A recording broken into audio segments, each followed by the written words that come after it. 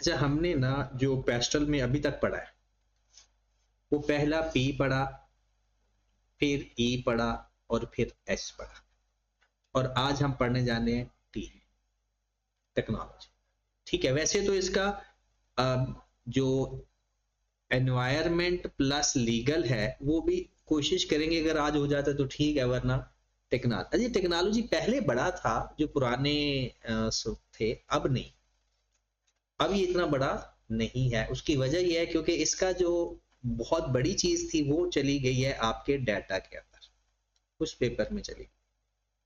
तो जो क्योंकि वहां भी टेक्नोलॉजिकल चीजें थी तो वो यहाँ से कुछ चीजें निकाल के जो बिजनेस को अफेक्ट करती है वो चीजें इधर। अब इसके अंदर हमने क्या करना है कि टेक्नोलॉजी चेंज से हमारे बिजनेस में क्या चेंज आता है। पेपर में सिर्फ ये आपने सारी जो कहानी लिखी हुई है इंट्रोडक्शन, इसमें सिर्फ यही है कि टेक्नोलॉजी आने से मशीनों ने लोगों का काम टेक ओवर कर लिया, बेरोजगारी के चांसेस भी बढ़ गए, लेकिन अपॉर्चुनिटीज भी हैं। ये सारी चीजें इसके अंदर आपको मिलेंगी। मेन ये है कि इसका हमारे बिजनेस के ऊपर इम्पैक्ट क्या है, ये हमने सीखा। वो कहते हैं कि बिजनेस में ना टेक्नोलॉजी की आने की वजह से ना मेन 4 चीजें क्रिएट हो गई: downsizing, delayering, outsourcing and restructuring of hierarchy of the organisation. Downsizing का मतलब क्या है? जो पहले वाला काम है ना, अब वही काम कम लोग करने लगे। अब जाहिर सी बात है टेक्नोलॉजी के आने की वजह से ये तो हुआ ही है। तो डाउन साइजिंग का मतलब क्या है? Same quantum of work worked with less या सम पीपल, कम लोग अब वही काम कर रहे हैं। डीलेयरिंग का मतलब होता है एक लेयर ही खत्म हो गई है, मैनेजमेंट की लेयर।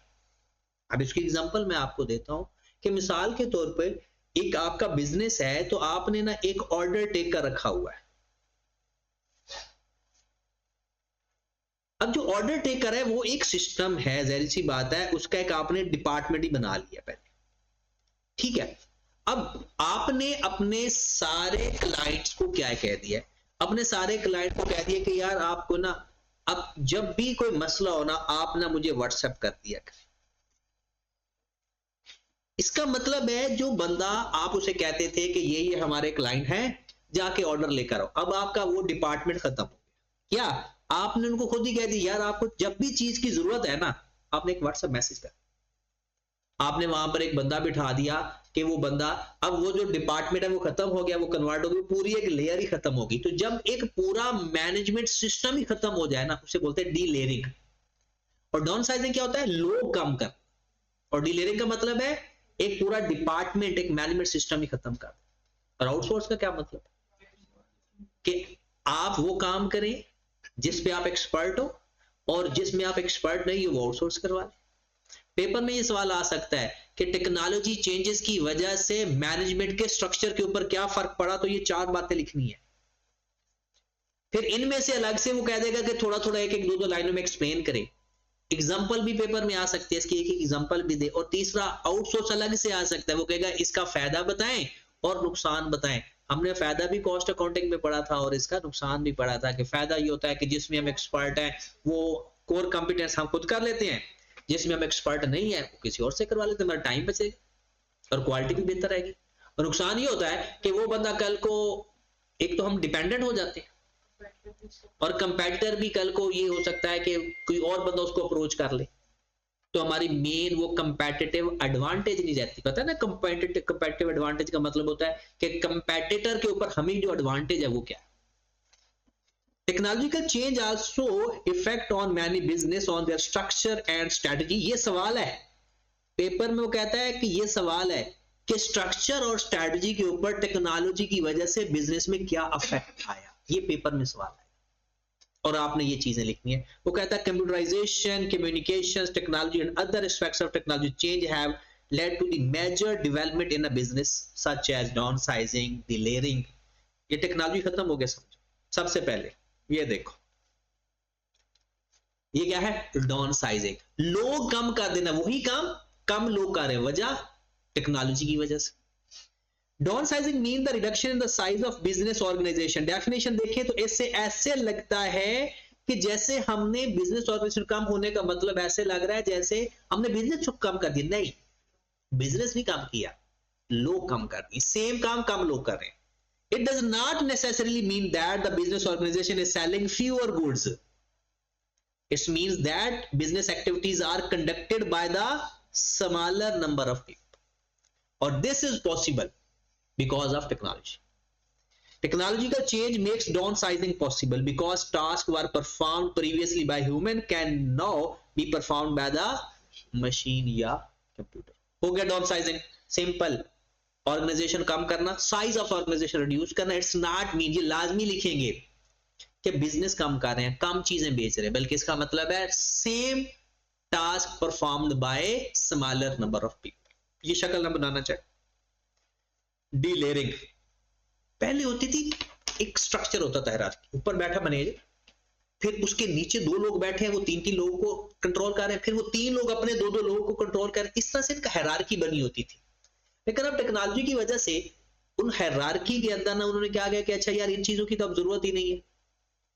अब जैसे सपोज दैट एक बंदा अकाउंटेंट है, अगर एक कॉलेज या स्कूल है, उसका अकाउंटेंट सिर्फ ये देखता है कि फीस प्लस माइनस कर रहा है। अब वो क्या करते हैं कि आउटसोर्स कर लेते हैं।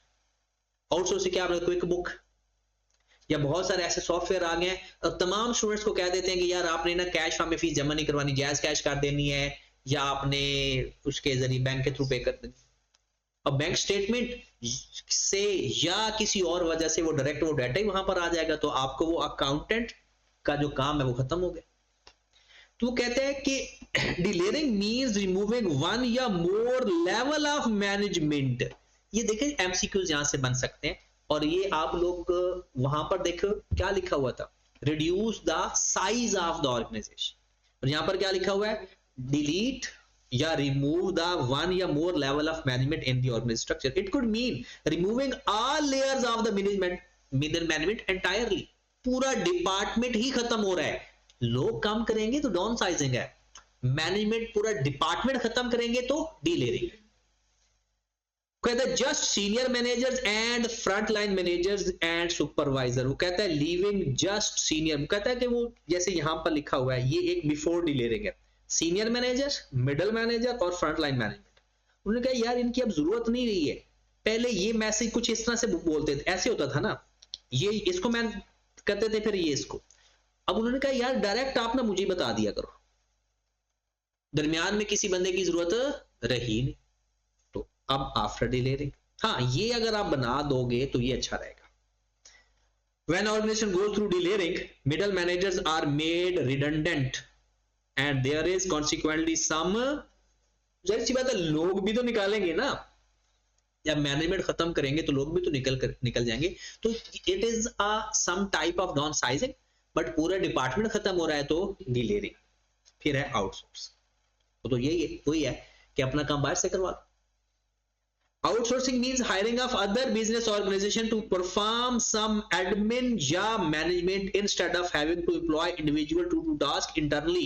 खुद करने की बजाय बाहर से काम करवा लें, एडमिनिस्ट्रेशन टाइप। जैसे आपको पता है बड़े बड़े बिजनेस का अकाउंट्स का काम कौन संभालता है, फर्म्स, वो आउटसोर्स की होती है।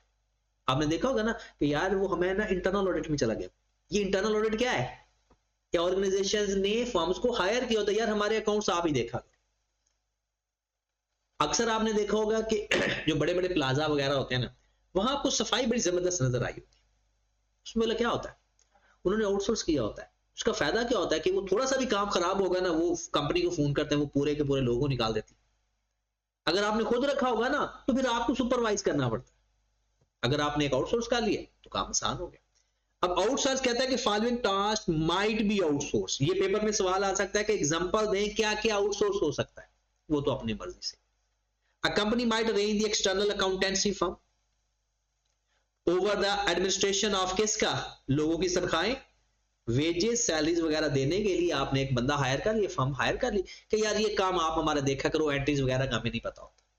फिर a company might arrange the external building service, cleaning, security वगैरह।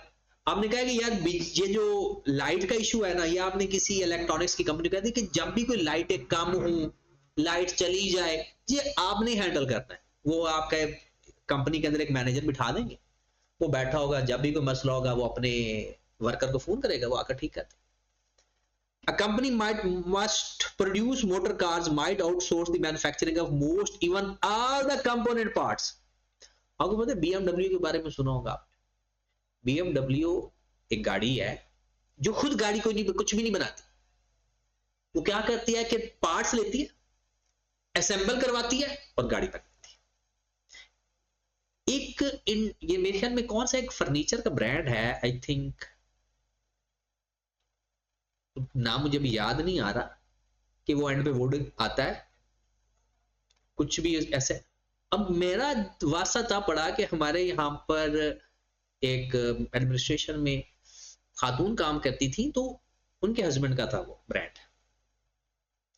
तो मैंने कहा कि आप क्या करते हैं? फिर वो कहते हैं फर्नीचर हम नहीं बनाते, हम तो सिर्फ ब्रांड है, हमने मैन्युफैक्चरर रखे हुए, ये नौकर जो है, हम उनको डिजाइन देते हैं, वो हमें तैयार करके देते हैं। हम कहते जब भी हमारे पास कोई आता है ना, डिजाइन दिखाता है, हम उसे टाइम लेते हैं, उनसे बनवा कर उनकी फिनिशिंग वगैरह, क्वालिटी चेक वगैरह हम अपना रखते हैं, तो हम बनवा के दे देते हैं।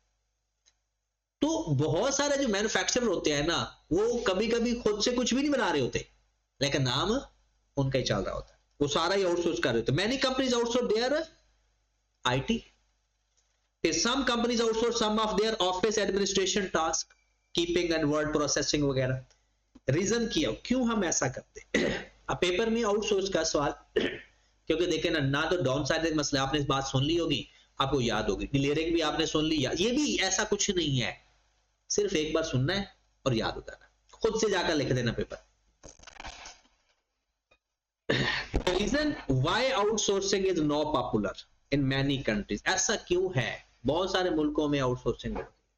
पहली reason, a business succeeds its competitive market. Competitive market का मतलब होता है कंपेटिटर से आपको ऊपर लेकर जाना। कहते हैं because it is more successful at doing some things better than its competitor. वो चाहते हैं कि अपने कंपेटिटर से बेहतर बनाए और हैज सम कोर कंपेटिटर। हर बिजनेस की अपनी कोई ना कोई कंपिटेंस है, अगर वो करेगा, जैसे मैं एक एग्जांपल देता हूं, ये एक मार्कर है। अब इस मार्कर के कंपोनेंट क्या है? एक प्लास्टिक बॉडी है, एक कैप है, निब है और फिल्टर है। अब जो बॉडी है ना, वो आपसे अच्छी कोई नहीं बना सकता, कम से कम कीमत में और बहुत आला। जो फिल्टर है वो भी बहुत अच्छा बना सकता, लेकिन ये जो निब है ना, ये आप नहीं बना सकते। आपने सोचा है कि यार ये जो साथ वाला बंदा है ना, जो सोया रहता है, ये बहुत अच्छी निब तैयार है। आपने सोचा कि अच्छा यार ऐसा करते हैं कि निब अगर उनसे बनवा ली जाए, मार्केट में उसका नाम भी है।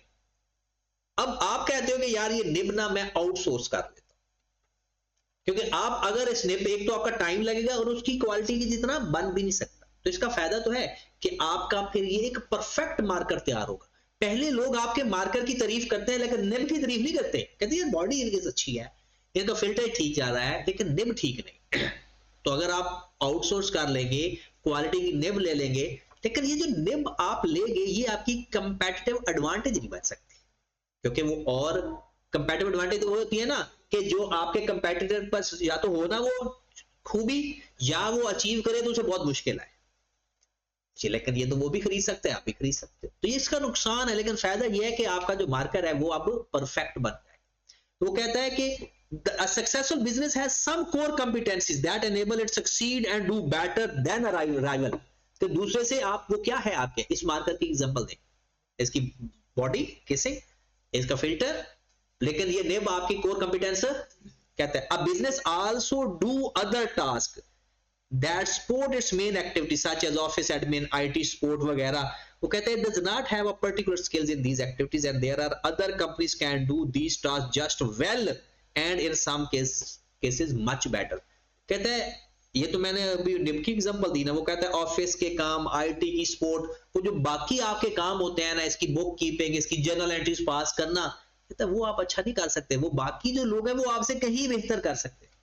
तो फिर आप क्या करो, आउटसोर्स कर लो। When a business perform all these non-core activities itself, कहता है जब अगर वो सारी खुद करेगा, divert management attention away from the, कहता है अगर ये नॉन कोर कंपिटेंस वाली चीजें भी खुद करेगा ना, तो कोर कंपिटेंस से ध्यान हट जाएगा, तो उससे हमारी क्वालिटी और एफिशिएंसी कंप्रोमाइज होगी। इसलिए फिर बेहतर है कि हम नॉन कोर एक्टिविटीज आउटसोर्स कर दें और कंसंट्रेट करें अपनी कोर एक्टिविटी। ये सारी बातें ही हैं, आपको याद भी करने की जरूरत नहीं है, एकदम बस प्रॉपर पता हो कि है क्या।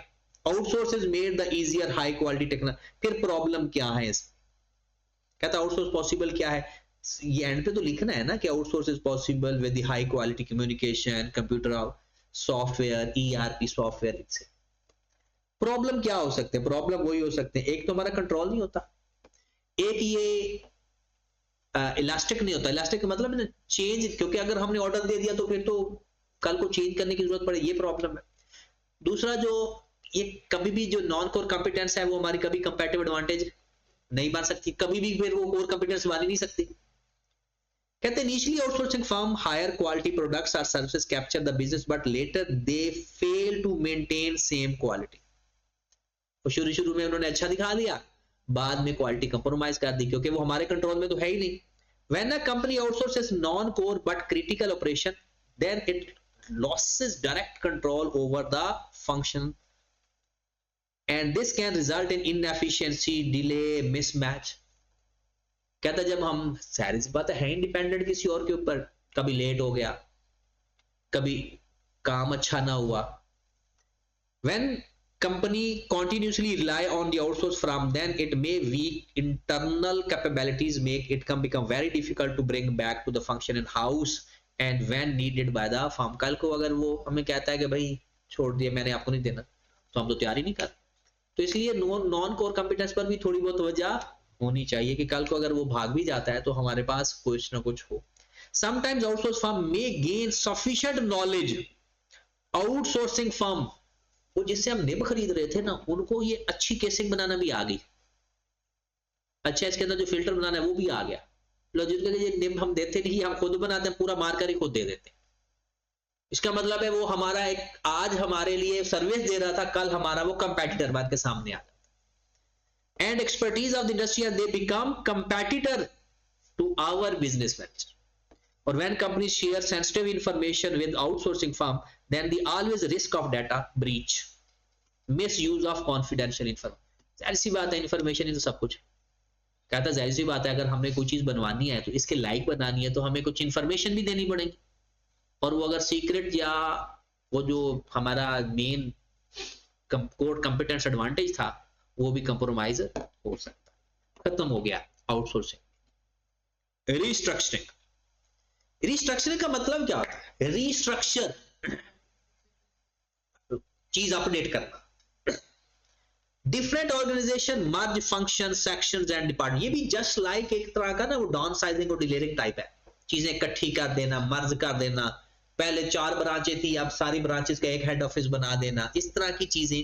वो कहता है direct different organisation merge functions sections and departments according to technological advancement and constitute structure the organization structure. For example, real time online data availability has the shifted to the regional decision making into central. मिसाल के तौर पर पहले restructure का मतलब ये भी होता है, पहले हम चीजें बेचते थे एक दुकान के ऊपर, अब हमने साथ ऑनलाइन भी प्लेटफॉर्म शुरू कर दिया। अब क्या हो गया, हमने रिस्ट्रक्चर करना पड़ेगा, जाहिर सी बात है, अब हमारी अकाउंटिंग भी रिस्ट्रक्चर हो जाएगी, सारा कुछ। कहता रिस्ट्रक्चर का मतलब क्या है कि चीजें मर्ज कर देना, अच्छे लेवल पे शिफ्ट कर देना। Likewise, process can be other way around, while creating more divisions to speed up business decision making, delegating authority, responsible, restructuring में vertical या horizontal। अच्छा ये जो लिखा हुआ ना delegating authority, क्या मतलब है इसका? अपने जो जॉब्स हैं, टास्क हैं, वो दूसरों को शिफ्ट कर देना कि यार ये काम अब आप करो, मैं ये कर लेता हूँ। और वो वर्टिकल और हॉरिजॉन्टल से क्या मुराद है? वर्टिकल से मुराद है कि आपका एक डिपार्टमेंट पैरेलल चल रहा है, आप इनको इकट्ठा कर सकते हो और अलग अलग भी कर सकते हो। मिसाल के तौर पर एक ही ऑफिस में बैठ के आप 2-3 काम देख रहे हो, ऑफिस अलग कर दो, या अलग अलग ऑफिस में बैठे हो इकट्ठा कर दो। और हॉरिजॉन्टल, ये हॉरिजॉन्टल तो वर्टिकल क्या होता है,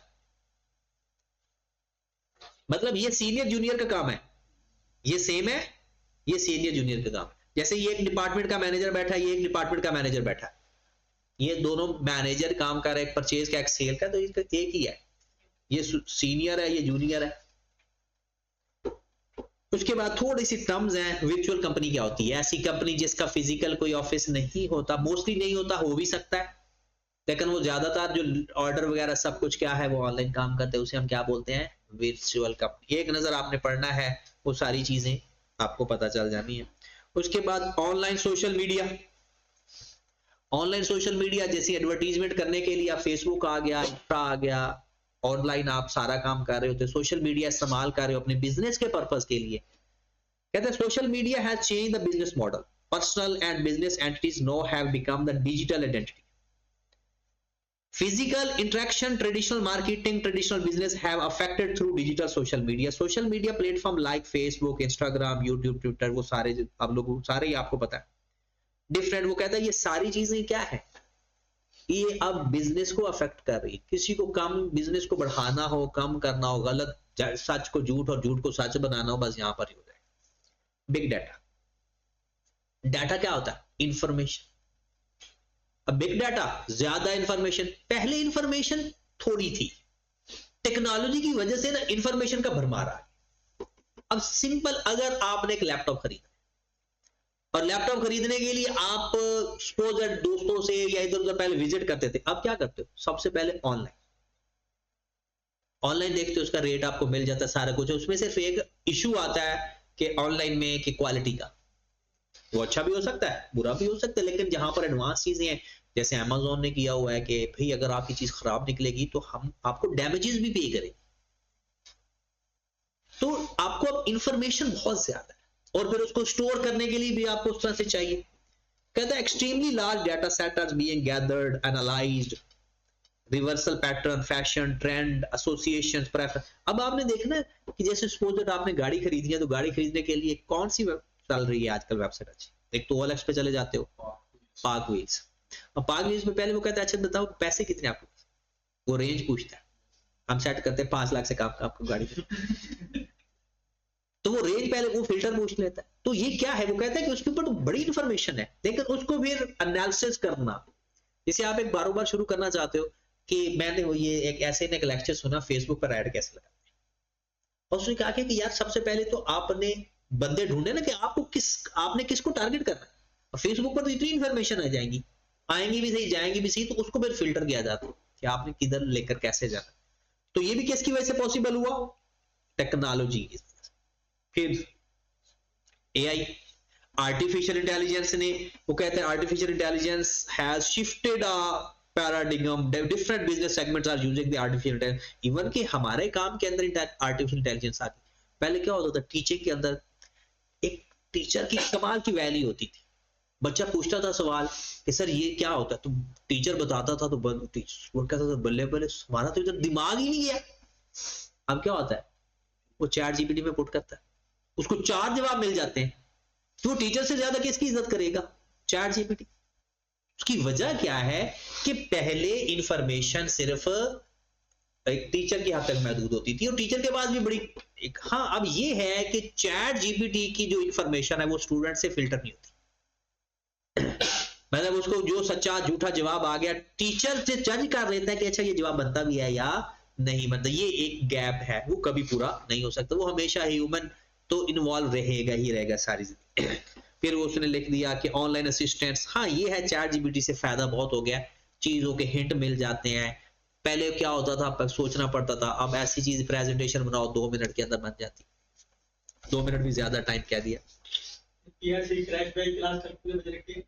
11 बजे।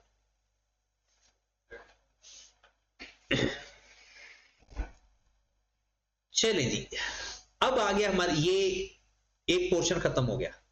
उस पोर्शन में आप लोगों को जो सबसे ज्यादा फोकस करना है आउटसोर्स पे, बाकी तो वैसे ही डाउन साइजिंग क्या, डीलेयरिंग क्या, आउटसोर्सिंग क्या, ये चीजें आपको पता है।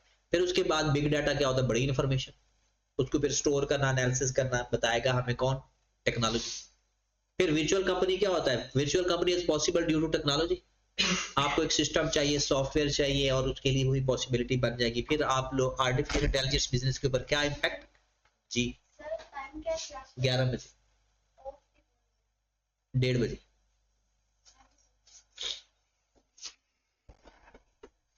उसके बाद है technological disruptions and business environment. ये जो लफ्ज डिस्ट्रप्शन है, इसका मतलब क्या है? डिस्टर्ब करना। कौन सी डिस्टर्बेंस? पॉजिटिव, नेगेटिव भी हो सकती है। आपकी टेक्नोलॉजी की वजह से बिजनेस के अंदर क्या चेंजेस आई। डिस्टर्ब का क्या मतलब होता है? चेंज। वो चेंज पॉजिटिव भी हो सकती है, नेगेटिव भी हो सकती है। टेक्नोलॉजी ने, अब पेपर में आपको ना कोई एक बिजनेस दे दिया जाएगा, वो कहेगा एजुकेशन बिजनेस के ऊपर टेक्नोलॉजी की डिस्ट्रप्शन बताएं। हम कहेंगे ऑनलाइन शिफ्ट हो गया, ऑनलाइन पेपर हो जाते हैं, वर्चुअल क्लासेस चल रही हैं, ये सारी बातें लिख देंगे। बैंकिंग सिस्टम को किस तरह से चेंज किया, वो बैंकिंग सिस्टम का लिख देंगे। आपको पेपर में कोई ना कोई एक बिजनेस देगा और उसके बारे में आपसे ये पूछ लेगा कि अच्छा बताओ इसकी वजह से टेक्नोलॉजी ने क्या इसको डिस्टर्ब किया। हाँ, पेपर में अभी एक सवाल इसकी डेफिनेशन का आया हुआ है, क्या लिखा हुआ है? Disruptive technology is an innovation that significantly alter the way of consumer industry business operate. Technology disturb क्या है कि जिसने कंज्यूमर क्या है, खरीदने का तरीका चेंज कर दिया। क्या पहले ऑनलाइन खरीदते थे? नहीं, जाना पड़ता था, अब ऑनलाइन आ जाता है। और मुझे तो लगता है एक टाइम ऐसा, अभी क्या होता है, हमें बाहर जाकर ऑर्डर रिसीव करना पड़ता। आने वाले दिनों में हमने सीसीटीवी लगाने, दरवाजा बंद नहीं करना। हम कहेंगे कि नहीं, बैठ में पड़े हैं हुए, आकर ना इधर ही आकर रख जाए यार। जिस तरह से ये सुस्ती डेवलप होती जा रही है, ये बात सच है। आज ऑर्डर आता है तो कहना पड़ता है यार कोई तो बाहर पकड़ ले। मतलब वो बाहर जाना भी अब वो थोड़ा सा मुश्किल होता जा रहा है। तो पहले तो एक प्रॉपर लोग जाते थे शॉपिंग करने के लिए तो पूरा टब्बर जाता था, 8-10 लोग इकट्ठे होकर जाते थे, लेकिन अब वो चीजें खत्म हो रही है। वो कहता है कि कंज्यूमर का, इंडस्ट्री का और बिजनेस का जो तरीका का चेंज हो गया ना, disruptive technology sweeps away the system या हैबिट्स। उसने सारी आदतें चेंज कर दी है, झाड़ू फेर दिया है। It's replace because it has attribute that are recognisably superior. अब वो पहले से है तो बेहतर, लेकिन पुराने तरीके को उसने खत्म कर दिया। अब उसकी वजह से क्या क्या चेंजेस आई? E commerce store such as Amazon, Alibaba, Walmart, Shopify, eBay. फिर online news site such as BBC news, CNN news. या पहले टीवी देखते थे इतने शौक से, पूरा खानदान इकट्ठा होता था, एक ड्रामा लगता था तो वो सारे देखते थे। अब क्या, हर किसी के अपने अपने ड्रामे हैं, सारे ड्रामे बने हुए, फिल्में देखो, ड्रामे देखो। पहले क्या होता था कि 3 घंटे या 4 घंटे या 1 घंटे का ड्रामा देखा जाता था। अब तो वो जो आधे घंटे का ड्रामा है ना, वो नहीं देखा जाता, वो आगे भगा भगा कर रहे होते हैं लोग। मतलब जैसे जैसे टाइम आता जाता है ना, हम मेंटली तौर पर ना, हमारे अंदर सब्र खत्म होता जा रहा है। चीजें हम चाहते हैं कि जल्द से जल्द चीजें चेंज होती रहे। हमारा बिहेवियर भी, पहले क्या होता था, कुछ धमाके की खबर सुनते थे ना तो बंदे का हफ्ता हफ्ता मेंटली तौर पर बंदा डिस्टर्ब रहता। अब धमाका सुनते परवाह ही, अच्छा हो गया होगा, कुछ लोग शहीद हो गए, ठीक है। क्या वजह क्या है? ये हमारा मोबाइल का यूज। हम जब वो देख रहे होते हैं ना रील्स या वीडियो, हमारे सामने एक रील आती है, उसके अंदर लिखा हुआ होता है कि वो धमाका हो गया, इतने शहीद हो गए, थोड़े से दुखी होते हैं। जैसे अगली रील आती है तो आगे आते थे दिल बोया काटा, मतलब आगे को सॉन्ग चल जाता है। अभी वो सॉन्ग देख रहे होते हैं 5-10 सेकंड के लिए, आगे चल जाता है तो आगे कोई गजा की खबर आ जाती। मतलब अब हम मेंटली तौर पर ना किसी भी चीज को सीरियस नहीं ले रहे, क्योंकि हमारी हैबिट ऐसी हो गई है कि हम हर तरह की चीजें फेस करने लगे विद इन सेकंड्स। फिर उसके बाद राइड शेयरिंग एप्स आ गई, उबर, क्रीम, GPS सिस्टम, इसके अंदर इन ड्राइविंग, जो आप जैगो भी ऐड कर देना क्योंकि तब था नहीं। और online media streaming platform, Netflix, ये सब भी आप लोगों को पता है, मुझे तो पता नहीं है इतना खास। तो वो कहता है कि इस टेक्नोलॉजी ने ये चीजें चेंज की हैं। अब अडॉप्टेशन, कहता है अगर आप अडॉप्ट नहीं करोगे तो ये तो है ही, मतलब ये नहीं कि अगर हम टेक्नोलॉजी अडॉप्ट नहीं करेंगे तो क्या हम सरवाइव कर पाएंगे? कभी भी नहीं। अब तो इसको अडॉप्ट करना ही, चाहे अच्छा हो बुरा हो, बात की बात।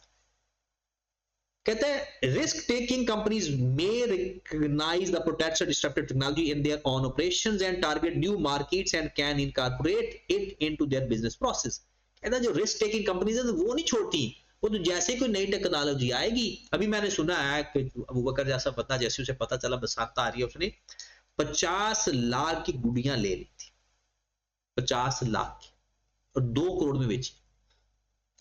मतलब 1 वीक के अंदर उस भाई साहब ने 1.5 करोड़ का बिजनेस कर, और अगर वो कहता कि हो सकता है बारिश हो जाए, हो सकता है गवर्नमेंट की तरफ से बैन लग जाए, कुछ भी हो जाए, हो तो सकता था। अगर 3 दिन बारिश रहती, गुड़िया तो गई, उसका 50 लाख गया, लेकिन उसने रिस्क तो लिया। रिस्क तो फिर पॉजिटिव भी होता है और नेगेटिव भी होता है।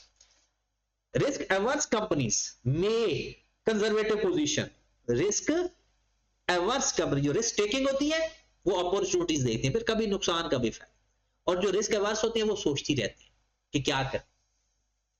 वो कहते हैं conservative and adopt N innovation only after seeing how it perform for others.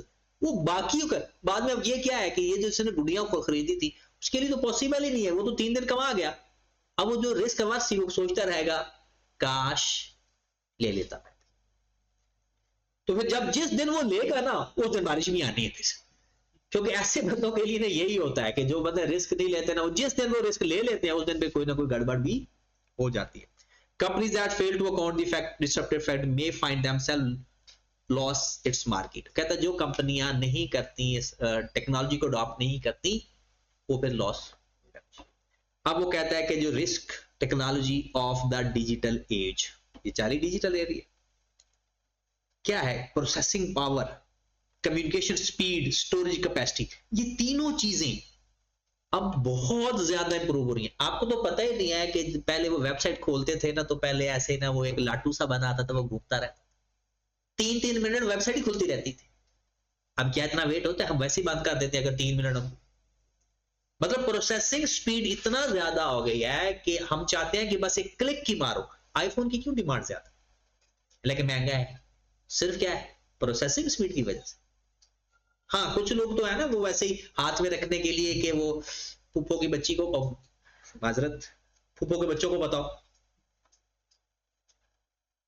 कि खाला के बच्चों को बताओ कि आईफोन है, लेकिन असल चीज क्या है, प्रोसेसिंग स्पीड।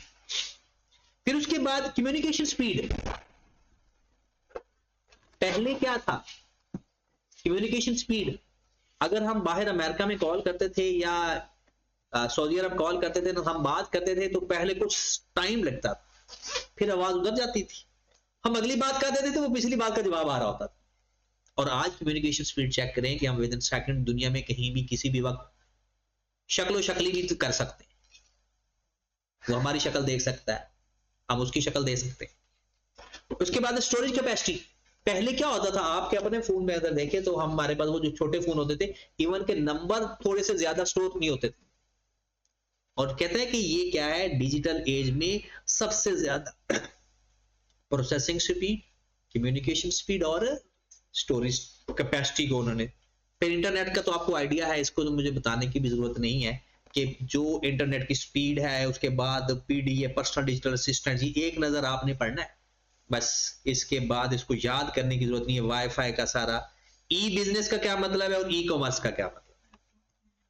जो कॉमर्स है ना ये मार्केट है, और बिजनेस ये है कि उस मार्केट के अंदर एक बिजनेस है। तो ई बिजनेस का मतलब है कि आपने कोई बिजनेस शुरू किया, जैसे जो दराज है ना, दैट इज ई कॉमर्स एक तरह से, और उसके अंदर जो चीजें हैं वो है ई बिजनेस। ई बिजनेस का मतलब है कि आपने अपना काम इलेक्ट्रॉनिकली मतलब ऑनलाइन शुरू कर दिया, और ई कॉमर्स का मतलब है पूरी market. During the various phases technology development, electronic business exchange between business and their customer emerged. कहते चंद साल पहले the electronic exchange generally referred as e-business increased e-business revenue as faster pace than the traditional business and trend। मतलब पहले क्या होता था, लोग physical business को ज्यादा पसंद करते थे, अब क्या है, ई बिजनेस का ट्रेंड आ गया। और ई कॉमर्स के अंदर क्या आ जाता है, वो कहता है कि जो पुराना the first generation of cell phone introduce 1980, और फिर स्मार्टफोन आया, फिर इसी तरह से जैसे ईमेल्स वगैरह का ट्रेंड था, और आज मेरे नहीं ख्याल कि आप लोगों को ईमेल का करना भी आती होगी जैसे प्रॉपर। अब क्या है, व्हाट्सएप। अब इवन के जो बड़े बड़े बिजनेस है वो ईमेल को भी भूलते जा रहे हैं, हालांकि वो रिलायबल इंफॉर्मेशन होती है, बिजनेस में अभी भी ईमेल चलती है। अब वो ये सब कुछ किस पे आ जाना है, व्हाट्सएप पे। सोशल नेटवर्क, लोगों को एक नेटवर्क पर किस तरह से लाया जाता है, ग्रुप बना लिए जाते हैं, पेजेस बना लिए जाते हैं, सेम लेवल ऑफ इंटरेस्ट के ग्रुप क्रिएट किए जाते हैं, ताकि आने वाले दिनों में वो इंफॉर्मेशन हम इस्तेमाल करके चीजों को इंट्रोड्यूस करवा सकें अपनी भी, और लोगों का बिहेवियर भी देख सके कि लोग क्या चाहते हैं। Search engine optimise, Facebook ad, Google ads, website banners, ये सारी चीजें। फिर बी लॉग्स और वी लॉग्स। पहले बी लॉग्स होता था कि लोग ना ऐसे ही ना अपनी स्टेटमेंट लिखते थे, फिर वही स्टेटमेंट लोग ना आकर देना शुरू हो गए वीडियो फॉर्म में। पहले क्या होते थे, जो बी लॉग समझे जाते थे कि लोगों ने ना क्या एक जो उसके ऊपर लिख देना, जिसे हम कहते हैं कि कॉलम वगैरह लिख देना।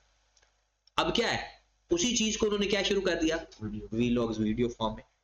तो ये एक नजर आपने पढ़ना है बस, और थोड़ा सा इसको खत्म कर लेते हैं। मैं कहता हूं कि आगे केस स्टडी स्टार्ट हो जाएगी, तक केस स्टडी कल कर लेंगे। अभी केस स्टडी तो वैसे एक ही नजर में सारी हो जानी है। हाँ जी, ब्लॉकचेन टेक्नोलॉजी। ब्लॉकचेन का पता है? ब्लॉकचेन आपको पता है कि पहले ना एक टेक्नोलॉजी आई थी कि अच्छा जी आप ना एक मेंबर बनाए, आगे हर मेंबर अपने 2 मेंबर बनाएगा, तो हम आपको जी दुबई का भी ट्रिप करवाएंगे। ये कभी सुना है? ये बिटकॉइन के बारे में भी इस तरह से चीजें आ जाती हैं। तो एक ब्लॉक चेन का मतलब है एक चेन बनती जाती है, उसी चेन के साथ इंफॉर्मेशन और सेल परचेज भी होती रहती थी। कि बहुत ज्यादा जब ये मेडिसिन सेल करते थे, वो कहते कि जी आपके अगर 10 मेंबर बन गए ना, तो हम हर मेंबर के बदले भी आपको इतने पैसे देंगे। ये एक ना एक पाकिस्तान के अंदर तो एक ऑफिस भी बन गया था उसका, ये राजा मार्केट के अंदर। अब मुझे उसका नाम नहीं आ रहा। अब ब्लॉकचेन या digital record contain group of transaction data या इंफॉर्मेशन। ब्लॉकचेन का मतलब क्या है? Group form. The chain refer to the continuous sequence of the transaction, data या इंफॉर्मेशन आर लिंक्ड टुगेदर। मिसाल के तौर पर वो कहता है कि जनाब अगर मिस्टर ए ने कोई चीज खरीदी ना, इसके रेफरेंस से सपोज बी और सी आया, इसका डिस्काउंट इनको भी मिलेगा। फिर वो कहता है बी के साथ जो आएगा डी और ई, ये 2 मेंबर बनाएगा। अगर इसने 2 मेंबर बना लिए तो इसको भी फायदा जाएगा, इसको भी फायदा जाएगा। अगर इसने 2 मेंबर बना लिए, फिर आगे फर्दर हर बंदे की कैपेसिटी क्या होती है? 2-2 मेंबर बनाना। तो इस तरह से ये एक चेन चलती जाती है, और इस बंदे को जो पहला बंदा है, इसको हर एक बंदे का बेनिफिट मिल रहा होता है। तो ये है ब्लॉक चेन। कहता है the chain refers to the continuous sequence of transaction, data या information link together. This ensure a secure unalterable history of the all transaction. मेन तो ये है कि ट्रांजैक्शंस की बेस के ऊपर फर्दर ट्रांजैक्शन लिंक करते जाए। कहता है ब्लॉकचेन इज डिसेंट्रलाइज्ड। डिसेंट्रलाइज्ड का मतलब क्या होता है? एक होता है सेंट्रलाइज्ड। सेंट्रलाइज्ड का मतलब होता है कि कोई भी सारी चीजें ना एक चीज के साथ कनेक्टेड, और एक होता है डिसेंट्रलाइज्ड, इंडिपेंडेंट सारी चीजें। जैसे सपोज दैट कॉलेज में एक हेड ऑफिस है जी, सबने कोई भी ट्रांजैक्शन करनी है इनके साथ बैठ के मशवरा करके करनी है, सेंट्रलाइज्ड। हर ब्रांच ने अपने अपने डिसीजन लेने हैं, decentralised. Blockchain is a decentralised distributed ledger. The core transaction is secure, transparent and tamper proof. Tamper पता है ना? Change. Yes. Change. It is maintained by the network of computer without needing a central authority. हर एक की अपनी transaction proved होती है, change नहीं हो सकती है, सिक्योर्ड रहेंगी। फीचर क्या होती है? ये आ सकता है ब्लॉकचेन, डेफिनेशन और फीचर। डिसेंट्रलाइज होगी, ट्रांसपेरेंट, सिक्योर, म्यूटेबल और स्मार्ट कॉन्ट्रैक्ट। एप्लीकेशन कहां पर है जनाब? Blockchain technology is foundation of the digital currency. सबसे ज्यादा ये इसी में इस्तेमाल हो रही है। आपने ना जब ट्रांजैक्शन करते हो तो आप में से शायद कोई डिजिटल करेंसी, क्रिप्टो करेंसी में अगर किसी ने इन्वेस्टमेंट वगैरह की हो, तो उसका एक डाटा बन जाता है। हर एक का अपना अपना डाटा होता है, जिस तरह से वो ट्रांजैक्शन होती है उसकी अपनी इन आउट होती रहती है। उसके बाद blockchain technology has transferred banking. आप जो इस्तेमाल करते हो ऐप वगैरह बैंकिंग की या ये जो जैज कैश की, ये भी डिसेंट्रलाइज्ड होती है, और सारी ट्रांजैक्शन आपको पता चल जाती है। आज का बैलेंस आपकी पिछली ट्रांजैक्शन के ऊपर बेस कर रहा होता है। इफ एजुकेशन या training industry, blockchain ensure the authenticity of the record, academic record and degree, आपने किस टेस्ट में कितने नंबर लिए, वो सारे के सारे एंड पे आकर लिंक होकर आपका फाइनल CGPA बन जाता है। हमें तो ऐसी चीज जरूरत नहीं होती, जो यूनिवर्सिटी में लोग पढ़ते हैं ना उनको ये चाहिए। चले जी, ये आपने एक दफा ये पढ़ लेना है, गवर्नमेंट के यूटिलिटी बिल वगैरह, ये सारी जो भी ऐप सारी की सारी है ना, ये ब्लॉकचेन में ही आ जाए। ठीक है, कल केस स्टडी, ये केस स्टडी ना आपने नहीं पढ़नी, मैं ये आपको एक नजर पढ़ा दूंगा, ये हमारे सिलेबस में इतनी ज्यादा नहीं है। ये सारी चीजें ना टेक्नोलॉजी हर बिजनेस के ऊपर इफेक्ट बता रहे हैं। ठीक है, तो कल इंशाल्लाह हमने सीखना है इसका एनवायरनमेंट। कल क्लास